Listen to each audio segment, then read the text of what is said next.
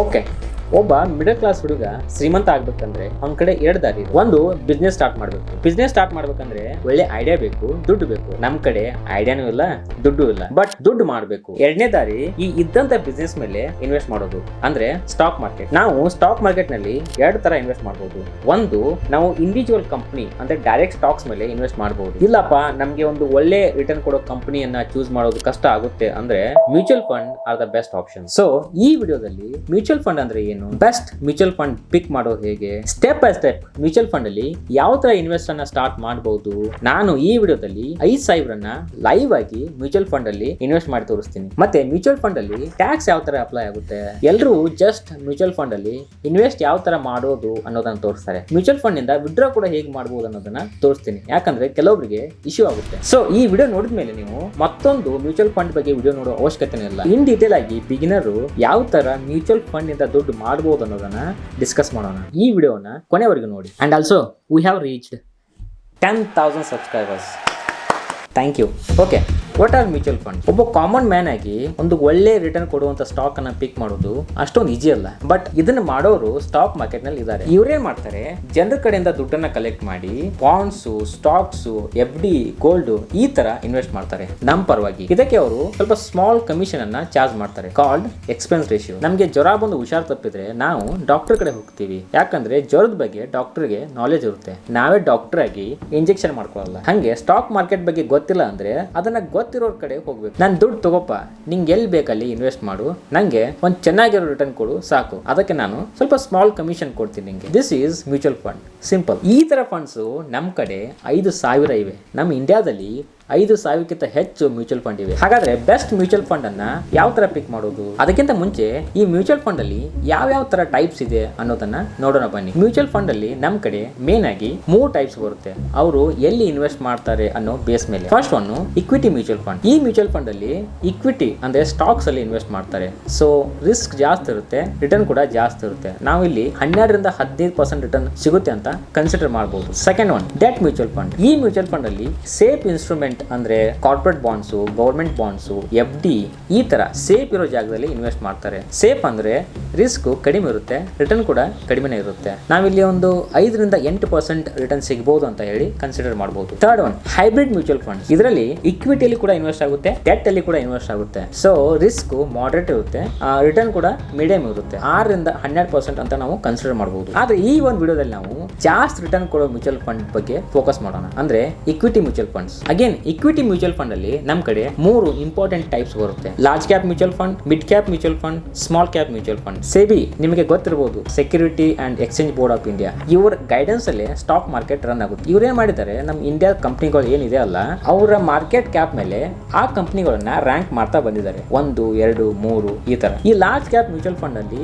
ಈ 1ರಿಂದ 100 ಕಂಪನಿಗಳು ಏನ್ ಇರುತ್ತಲ್ಲ ಅದರಲ್ಲಿ ಮಾತ್ರ ಇನ್ವೆಸ್ಟ್ ಮಾಡ್ತಾರೆ. ಮಿಡ್ ಕ್ಯಾಪ್ ಅಲ್ಲಿ ಈ 100ರಿಂದ 250 ವರೆಗೂ. ಇನ್ನು ಸ್ಮಾಲ್ ಕ್ಯಾಪ್ ಅಲ್ಲಿ 250 ಕೆಳಗಡೆ ಏನ್ ಕಂಪನಿ ಬರುತ್ತಲ್ಲ ಸಣ್ಣ ಕಂಪನಿಗಳು ಅದರಲ್ಲಿ ಇನ್ವೆಸ್ಟ್ ಮಾಡ್ತಾರೆ. ಇದಲ್ಲದೆ ನಮ್ಮ ಕಡೆ ಮತ್ತೆ ಹಲವಾರು ಮ್ಯೂಚುವಲ್ ಫಂಡ್ ಇದೆ. Flexi cap fund, ELSS tax saver fund, PSU mutual fund, ಇನ್ನು ಎಷ್ಟೋ ಇದೆ. ಬಟ್ ಮೇನ್ ಇಂಪಾರ್ಟೆಂಟ್ ಆಗಿ ಇವು 3 ಟೈಪ್ಸ್. ಸರಿ, ಇವಾಗ ನಾವು ಮೇನ್ ಟಾಪಿಕ್ ಗೆ ಬರೋಣ. How to pick best mutual fund. ಇದು ನಿಮ್ಮ ಶಾರ್ಟ್ ಟರ್ಮ್ ಮತ್ತೆ ಲಾಂಗ್ ಟರ್ಮ್ ಗೋಲ್ ಮೇಲೆ ಡಿಪೆಂಡ್ ಆಗಿದೆ. ನೀವು ಜಸ್ಟ್ 6 ತಿಂಗಳು, 1 ವರ್ಷ, 2 ವರ್ಷ ಇನ್ವೆಸ್ಟ್ ಮಾಡ್ತೀನಂದ್ರೆ ಇಕ್ವಿಟಿ ಮ್ಯೂಚುವಲ್ ಫಂಡ್ ಸೂಟ್ ಆಗಲ್ಲ. ಡೆಟ್ ಮ್ಯೂಚುವಲ್ ಫಂಡ್ಸ್ ಬೆಸ್ಟ್ ಆಗುತ್ತೆ. ಯಾಕಂದ್ರೆ ಇಕ್ವಿಟಿ ಮಾರ್ಕೆಟ್ ಕಂಡೀಷನ್ ಯಾವಾಗ ಹೇಗಿರುತ್ತೆ ಅನ್ನೋದು ಯಾರಿಗೆ ಗೊತ್ತಿಲ್ಲ. ನೀವು ಇನ್ವೆಸ್ಟ್ ಮಾಡುವಾಗ ಹೈ ಇತ್ತು ಮತ್ತೆ ನಿಮಗೆ ದುಡ್ಡು ಬೇಕಾದಾಗ ವಿಡ್ರಾ ಮಾಡುವಾಗ ಕೆಳಗಡೆ ಇತ್ತಪ್ಪ ಅಂದ್ರೆ ಲಾಸ್ ಆಗುತ್ತೆ. ಸ್ಟಾಕ್ ಮಾರ್ಕೆಟ್ ನಲ್ಲಿ ಫಿಕ್ಸ್ ರಿಟರ್ನ್ ಅಂತ ಏನಿರಲ್ಲ.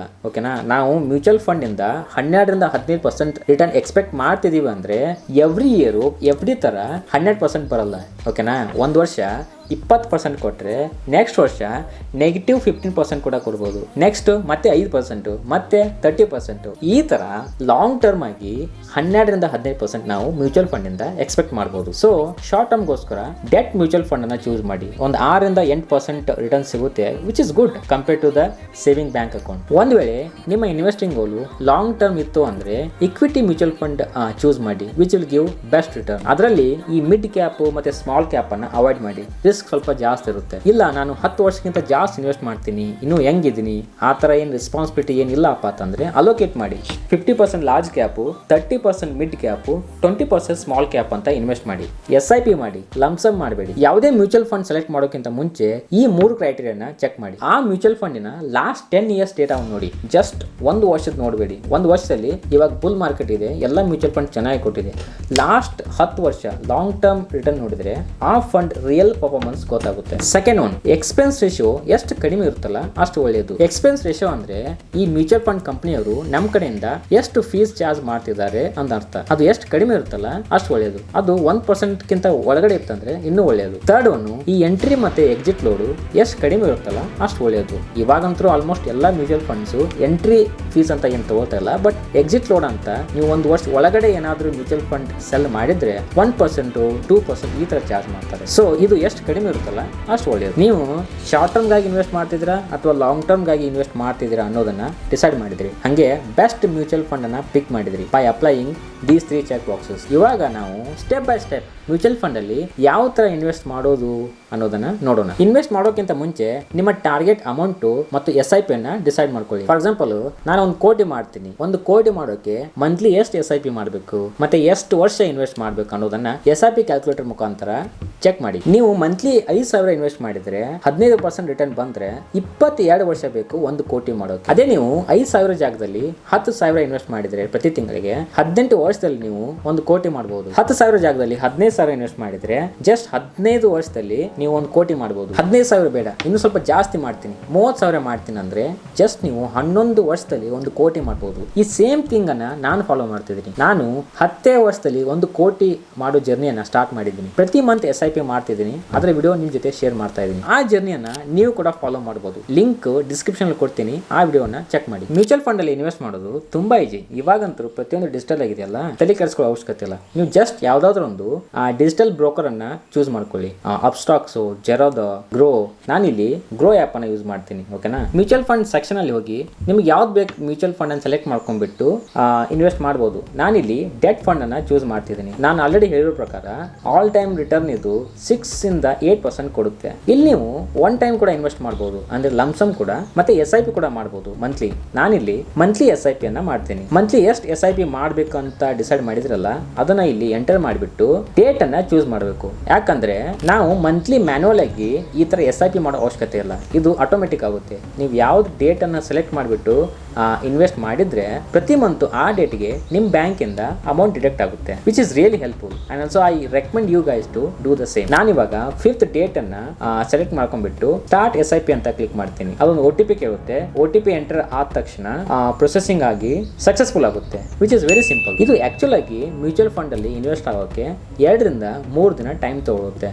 3 ದಿನ ಆದ್ಮೇಲೆ ಈ ಡ್ಯಾಶ್ ಬೋರ್ಡ್ ಸೆಕ್ಷನ್ ಅಲ್ಲಿ ಬಂದಾಗ ಆ ಮ್ಯೂಚುವಲ್ ಫಂಡ್ ಇನ್ವೆಸ್ಟ್ ಆಗಿರೋದು ನಿಮ್ಗೆ ಕಾಣುತ್ತೆ. ಹಾಗಂತ ಹೇಳಿ ಪ್ರತಿದಿನ ಮಾರ್ನಿಂಗ್ ಎದ್ದ ತಕ್ಷಣ ರಿಟರ್ನ್ ಎಷ್ಟು ಬಂದಿದೆ ಅಂತ ಹೇಳಿ ಚೆಕ್ ಮಾಡಬೇಡಿ. ಓಕೆನಾ? ನಾನು ಮೊದಲು ಹಿಂಗೆ ಮಾಡ್ತಿದ್ದೆ. ಸೊ ಇನ್ವೆಸ್ಟ್ಮೆಂಟ್ ಆಯ್ತು, ವಿಡ್ರಾ ಹೇಗೆ ಮಾಡೋದು? ಅದಕ್ಕಿಂತ ಮುಂಚೆ ಈ ಟ್ಯಾಕ್ಸ್ ಅನ್ನೋದು ಯಾವ ತರ ಅಪ್ಲೈ ಆಗುತ್ತೆ ಮ್ಯೂಚುವಲ್ ಫಂಡ್ಗೆ? ಸ್ಟಾಕ್ ಮಾರ್ಕೆಟ್ ನಲ್ಲಿ 2 ತರ ಟ್ಯಾಕ್ಸ್ ಇಂಪ್ಲಿಮೆಂಟ್ ಆಗುತ್ತೆ. ಒಂದು ಶಾರ್ಟ್ ಟರ್ಮ್ ಕ್ಯಾಪಿಟಲ್ ಗೇನ್ ಅಂತ, ಅಂದ್ರೆ ನೀವು ತಗೊಂಡಿರೋ ಮ್ಯೂಚುವಲ್ ಫಂಡ್ ಅನ್ನ 1 ವರ್ಷ ಒಳಗಡೆ ಏನಾದ್ರು ಸೆಲ್ ಮಾಡಿದ್ರೆ 15% ಟ್ಯಾಕ್ಸ್ ಅನ್ನ ಕಟ್ ಮಾಡ್ತಾರೆ. ಅದೇ ನೀವು 1 ವರ್ಷ ಆದ್ಮೇಲೆ ಮ್ಯೂಚುವಲ್ ಫಂಡ್ ಅನ್ನ ಸೆಲ್ ಮಾಡಿದ್ರೆ ಲಾಂಗ್ ಟರ್ಮ್ ಕ್ಯಾಪಿಟಲ್ ಗೇನ್ ಅಂತ ಹೇಳಿ 10% ಅನ್ನ ಕಟ್ ಮಾಡ್ತಾರೆ. ಮ್ಯೂಚುವಲ್ ಫಂಡ್ ಅಲ್ಲಿ ಯಾವ ತರ ಇನ್ವೆಸ್ಟ್ ಮಾಡೋದು ಈಜಿ ಇದೆಯಲ್ಲ, ಅದಕ್ಕಿಂತ ಈಜಿ ವಿಡ್ರಾ ಮಾಡೋದು. ನಾವು ಯಾವ್ಯಾವ ಮ್ಯೂಚುವಲ್ ಫಂಡ್ ಅಲ್ಲಿ ಇನ್ವೆಸ್ಟ್ ಮಾಡಿದೀವಲ್ಲ ಆ ಪ್ರತಿಯೊಂದು ಮ್ಯೂಚುವಲ್ ಫಂಡ್ ಇನ್ವೆಸ್ಟ್ಮೆಂಟ್ ಈ ಡ್ಯಾಶ್ ಬೋರ್ಡ್ ಅಲ್ಲಿ ತೋರಿಸುತ್ತೆ. ನಾನಿವಾಗ ಈ ಕಾಂಟ್ ಲಿಕ್ವಿಡ್ ಫಂಡ್ ಇಂದ 5,000 ವಿಡ್ರಾ ಮಾಡ್ಕೋತೀನಿ.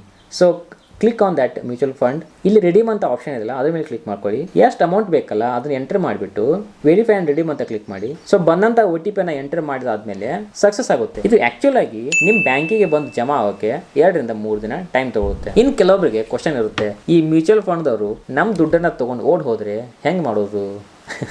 ಆ ಥರ ಆಗೋದಿಲ್ಲ, ನಿಯರ್ ಟು ಇಂಪಾಸಿಬಲ್. ಯಾಕಂದರೆ ಈ ಸೇಬಿಯವರು ಈ ಮ್ಯೂಚುವಲ್ ಫಂಡು ಸ್ಟಾಕ್ಸನ್ನು ಕ್ಲೋಸ್ಲಿ ಅಬ್ಸರ್ವ್ ಮಾಡ್ತಿರ್ತಾರೆ. ಆ ಥರ ಮಾಡೋಕ್ಕೆ ಬಿಡೋದಿಲ್ಲ. ಸರಿ, ನೀವು ಯಾವಾಗ ಇನ್ವೆಸ್ಟ್ ಮಾಡಬೇಕಂತ ಯೋಚನೆ ಮಾಡಿದ್ದೀರಾ?